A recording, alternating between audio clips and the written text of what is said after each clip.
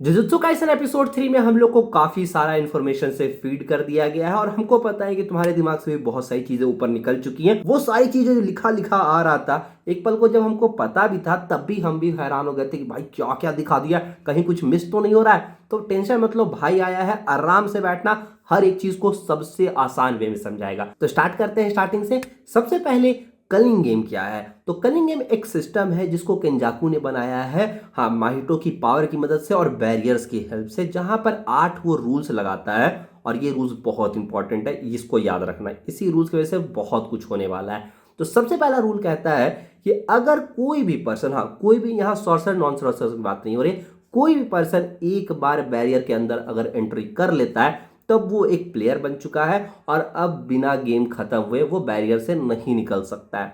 एक तरीका और है जिसको आगे हम लोग बात करेंगे। जिसका सेकंड रूल ये बोलता है, एक बार अगर आप एंट्री कर चुके हैं तो नेक्स्ट 19 दिन के अंदर अंदर आपको किसी न किसी को मारना पड़ेगा, पॉइंट्स कमाने पड़ेंगे। और अगर आप ये काम नहीं करते हैं तो आप खुद टारगेट बन जाएंगे। एग्जाम्पल मान लो कि आप बैरियर के अंदर एंट्री मारे किसी को ढूंढने के लिए। अब वहां आपने सोचा कि भाई हमको तो खेलना नहीं है, लेकिन जैसे ही आप एंट्री मारोगे आप प्लेयर बन जाओगे, फिर आपकी मर्जी नहीं चलेगा। एंट्री हो गया, अब आप सोचोगे कि भाई ठीक है एंट्री हो गया, हम नहीं मारा पीटी करेंगे, तो फिर यहां भी आपकी मर्जी नहीं चलेगा। अगर 19 दिनों तक आपने किसी को नहीं मारा तो जो सिस्टम है वो आपको मार देगा इस तरीके से। और यहां पर कस्में वादे तोड़े नहीं जाते हैं। अगर इसमें कस्में लग चुका है कि यहाँ पर अगर कोई आदमी आया और ये सारे रूल्स को वो फॉलो नहीं किया तो फिर कोई बंदा नहीं, हम बोले जब कोई नहीं तो गोजो सातोरू भी उस चीज को डिनाई नहीं कर सकता है। जिसका थर्ड रूल अपना बोलता है कि अगर आप किसी स्ट्रॉन्ग सॉर्सरर को मारेंगे तो आपको मिलेगा 5 पॉइंट, और अगर आप किसी एक नॉर्मल नॉन सॉर्सरर को मारेंगे तो आपको मिलेगी 1 पॉइंट। ये था रूल नंबर 3। जहां पर रूल नंबर 4 बोलता है कि एक बार अगर आपके पास 100 पॉइंट्स हो जाए तो आप अपने पॉइंट्स को किसी को भी ट्रांसफर कर सकते हैं। अब इसका रूल नंबर 4 बोलता है कि कोई भी प्लेयर अपने पॉइंट्स को किसी भी प्लेयर्स के साथ शेयर कर सकता है और उसके लिए उसको कोई भी भुगतान नहीं करना पड़ेगा। जहां पर रूल नंबर 5 ये बोलता है कि एक बार अगर किसी प्लेयर्स के पास 100 पॉइंट्स हो जाए तो वो गेम में अपने मन से एक नया रूल ऐड कर सकता है। और हाँ, तुम्हारे दिमाग में जो चल रहा है वो चीज नहीं कर सकते, वही अगला रूल है। रूल नंबर 6 बोलता है कि आप कोई भी रूल ऐड करा सकते हैं, लेकिन गेम को बंद कराने वाला रूल आप ऐड नहीं करा सकते हैं। हाँ, अगर आप चाहें तो आप एक नया रूल ऐड करें कि हम यूटा इस गेम को छोड़ के बाहर जा सकते हैं और हमको कुछ ना हो, वो ऐड हो जाएगा। लेकिन आप ये नहीं कर सकते हैं 100 पॉइंट्स ऐड कराने के बाद कि ये गेम ही खत्म हो जाए, ये चीज नहीं हो सकता है। अब इसका रूल नंबर 7 बोलता है कि पूरे जापान को डिफरेंट डिफरेंट कॉलोनीज में बांट दिया गया है, जहां पे हर कॉलोनी में अलग अलग तरह के सॉर्सरर्स हैं और बहुत सारी चीजें हैं। जिसमें रूल नंबर 8 बोलता है कि एक बार अगर आप एक कॉलोनी में ऐड हो चुके हैं, सॉरी घुस चुके हैं, तो वहां पर उस कॉलोनी को बिना साफ किए आप उस कॉलोनी से बाहर नहीं निकल सकते हैं। बैरियर अलग चीज है और बैरियर के अंदर कॉलोनीज बनाई गई है। जहां पर बेसिक रूल्स तुमको अगर समझ में आ गया है कलिंग गेम का, तो यहाँ पे अब तुमको थोड़ा बहुत चीजें इंफॉर्मेशन हम देने वाले हैं, थोड़ा हैवी हो सकता है, इसलिए ढंग से सुनना।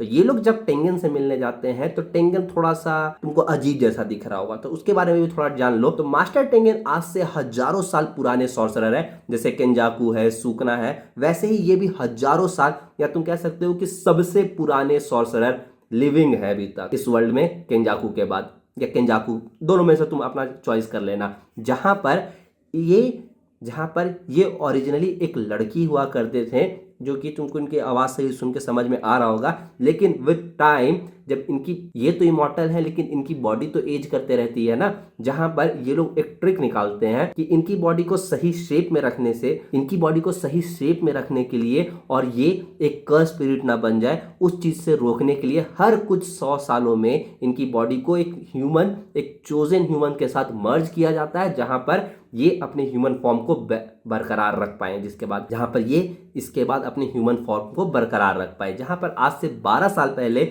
जब यूकी को चुना गया था star plasma vessel, fancy name, तो उसको जब गोजो और गेटो लेके आ रहे थे तो वहीं पर एंट्री कर देता है अपना तोजी। अब यहाँ पे मेरी ऐसी पर्सनल थ्योरी है कि वो जो सारा गेम करवाया हुआ है ये सब केंजाकू का किया हुआ है। और हम ऐसा क्यों बोल रहे हैं, थोड़ा सा रुक जाओ, आगे बताएंगे। तो यहाँ पर जब तोजी यूकी को मार देता है तो उसके बाद गेटो पगला जाता है और वो सोचता है कि हम हर नॉन सॉर्सरर को मार देंगे। और गोजो अपना अलग पाथ में निकल जाता है, ये अपना अलग पाथ में निकल जाता है, जहाँ पर ये लोग को तो लगता है कि कुछ नहीं होगा, लेकिन वो चीज़ इतना ज़्यादा गड़बड़ था कि मास्टर टेंगन उस टाइम पे उनको कोई और वेसल मिलता ही नहीं है मर्ज करने के लिए, और वो अब करते हैं इवॉल्व। हाँ, उनकी बॉडी का ये एक डिसएडवांटेज था कि उस पर उनका कोई कंट्रोल नहीं है। वो इवॉल्व करना स्टार्ट करते हैं और इवॉल्व करते करते करते करते अब इस पॉइंट पर वो ऑलमोस्ट एक स्पिरिट जैसा बन चुके हैं, जहां पर उनको बचाना बहुत जरूरी है। किससे? केंजाकू से। मास्टर टेंगन के बारे में जितना इन्फॉर्मेशन जरूरी था वो तुम समझ चुके हो। अब समझो कि केंजाकू कौन है और उससे बचने की जरूरत क्या है। तो केंजाकू भी मास्टर टेंगन के जैसा हजारों साल पुराना एक सॉर्सरर है, जो कि ब्रेन के फॉर्म में हजारों सालों से बॉडी चेंज करते हुए आ रहा है, और उसका अल्टीमेट मोटिव है जुजुत्सु का गोल्डन पीरियड को लेके आना, जहां पर जिसके लिए वो बहुत चीजें ट्राई किया है। जहां पर उसका जो अभी करंट गोल है कि पूरे जापान के लोगों को मास्टर टेंगन के साथ मर्ज कर देंगे, जिससे वो लोग सब इवॉल्व हो जाएंगे। कैसे मास्टर टेंगन बताए कि हम इवॉल्व कर रहे हैं, तो वैसे ही पूरे जापान के लोग को उनके साथ जब वो मर्ज कर देगा कर्स करके, तो वो लोग भी इवॉल्व कर जाएंगे, और फिर वो लोग क्या बनेंगे वो केंजाकू के कंट्रोल में भी नहीं है। जहां पे ये चीज करने के लिए उसकी खुद की कर्स एनर्जी इनफ नहीं है, क्योंकि वो सेकंड सबसे स्ट्रॉन्गेस्ट बैरियर यूजर है, और जब वो नहीं कर सकता है तो सिर्फ एक ही बंदा और कर सकता है, वो है मास्टर टेंगन। जहां पर जब तक मास्टर टेंगन अपने सैनिटी में रहेंगे तब तक तो वो उसको कंट्रोल नहीं कर सकता है। तो इसके लिए वो हजारों सालों से प्लान कर रहा है, जहां पर उसने एक चीज तो नोटिस कर लिया है कि जब तक 6 आईज जिंदा है, सॉरी जिंदा नहीं, हाँ, वो 2 बार पास्ट में ऐसा ट्राई कर चुका है जहां पर 6 आई को पैदा होते ही मार दिया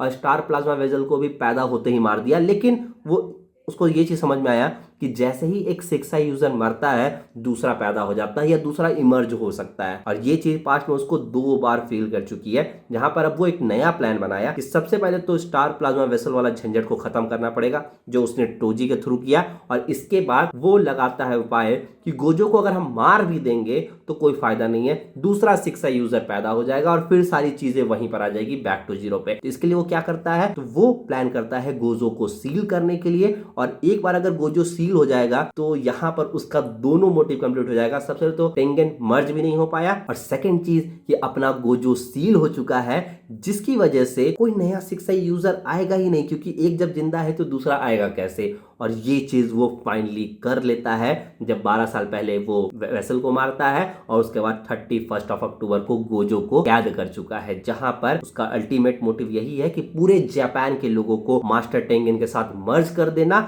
और इसके लिए वो मास्टर टेंगन को जानबूझ के इवॉल्व करने पे मजबूर किया। जहां पे हम तुमको बताया ना कि उनकी खुद की बॉडी पे उनका कंट्रोल नहीं है इतने हजारों सालों से जिंदा होने की वजह से, क्योंकि वो हर कुछ टाइम पे मर्ज होते रहते हैं और दूसरे की बॉडी की मदद से ही वो अपनी सैनिटी को मेंटेन करके चल रहे थे। लेकिन जैसे ही गोजो वाला सीन हुआ वो सब चीज उनके हाथों से जा चुका है, और वो समझ चुके हैं कि अगर हम यहाँ अकेले रहें तो ये जो बैरियर है, टूम स्टार, ये जो भी चीज है, केंजाकू ये सबको तोड़ के अंदर घुस जाएगा, और अगर वो हमको एक बार टच करता है तो फिर मेरी मर्जी के बिना मेरी पावर्स को यूज करके सारे लोगों को मेरे से मर्ज कर देगा। क्यों? क्योंकि टेंगन भी अब एक ज्यादा कर्स स्पिरिट की तरह बिहेव कर रहे हैं, ना कि एक ह्यूमन। उनकी बॉडी ऐसी बिहेव कर रही है, जिसके लिए उनको प्रोटेक्ट करने के लिए वहां पर चोसो और अपनी स्पेशल ग्रेड कर्स यूजर वहां पे रुकती है, और बाकी लोगों को अलग अलग मिशन मिल चुका है। सबसे पहले तो फुसीगोरो बेचारा अपना नया जेनिन क्लैन का लीडर बन चुका है, और यहाँ पर फुसीगोरो और यूजी जा रहे हैं हक्कारी नाम के एक 3rd ईयर स्टूडेंट को लाने के लिए, जिसको सस्पेंड कर दिया गया था। और हक्कारी का ऑरा के बारे में अगर तुमको नहीं पता है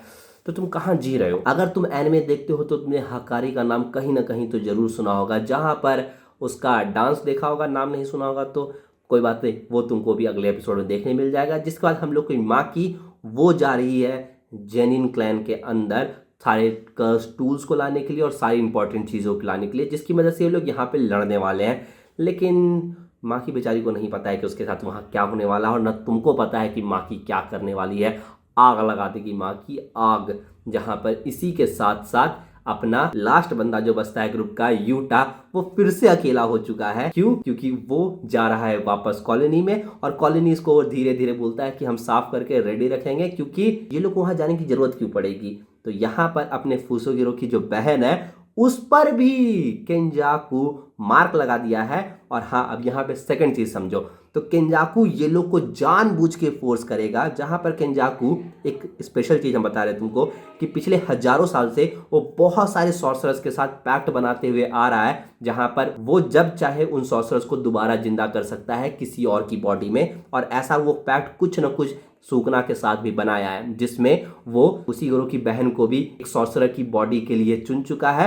और जब चाहेगा केंजाकू, फुशिगोरो की बहन में कोई पुरानी सॉर्सरर आके जिंदा हो जाएगी। और इन सारी चीजों को रोकने के लिए फुशिगोरो और सारे लोगों को कलिंग गेम में एंट्री करना पड़ेगा, जिसमें यहाँ पर जो लास्ट चीज बच गया है कि गोजो को अनसील करने का भी ट्रिक हम लोग को पता चल चुका है। तो इसका दो तरीका है। सबसे पहले तो मास्टर टेंगन बताते हैं कि देखो, वो जो प्रिज्म टेल था ना, उसका एक बैक स्टोर भी होता है, मतलब पीछे वाला गेट, तो उसका ब्लॉक मेरे पास है। लेकिन इसमें भी थोड़ा सा गड़बड़ है कि इसको भी यूज करने के लिए हम लोग को जो यूजर सामने जिसको कैद किया है उसकी हेल्प चाहिए होगी, यानी केंजाकू। और बिना केंजाकू का ये करना बहुत मुश्किल है। लेकिन जो सेकंड चीज किया जा सकता है कि एक ऐसे कर्स टेक्निक यूजर को ढूंढा जाए जो किसी भी कर्स टेक्निक को नलीफाई कर दे। हाँ, मतलब उसकी पावर ही ये रहे कि वो दूसरे सारे पावर्स को नलीफाई कर दे। और टेंगन बताता है कि 1000 साल पहले की एक सॉर्सरर, हमने बताया थे कि केंजाकू पैच बनाते हुए आ रहा है सब लोगों के साथ, तो वैसे ही एक सॉर्सरर को वापस लाया है इस वर्ल्ड में, जिसका नाम है एंजल। और उसका पावर ही यही है कि वो किसी भी चीज को नलीफाई कर सकती है अगर उसमें कर्स स्पिरिट या जुजुत्सु लगा हुआ है। हाँ, वो सारी चीजों को नलीफाई कर सकती है। और वही अपनी गोजो को आजाद करने वाली है, जहां पर इसी के साथ एपिसोड 3 खत्म हो चुका है। और लास्ट में यूजी अपने बड़े भाई का थोड़ा सा तारीफ भी किया और चोसो बेचारा रो देता है। मतलब ये सारी चीजें बार बार नहीं होती है, इसलिए उसकी आंखों से आंसू निकल के आ गए। जहां पर एपिसोड 3 यहीं पे खत्म होता है। नेक्स्ट एपिसोड के लिए भाई बहुत एक्साइटेड रहो, क्योंकि बहुत कुछ होने वाला है। जहां पर वीडियो थोड़ी सी भी अगर अच्छी लगी हो, मेरा मेहनत थोड़ा सा भी अच्छा लग रहा, तो वीडियो को लाइक करो, शेयर करो, चैनल को सब्सक्राइब करो। हम मिलते हैं किस वीडियो में, तब तक के लिए पीस।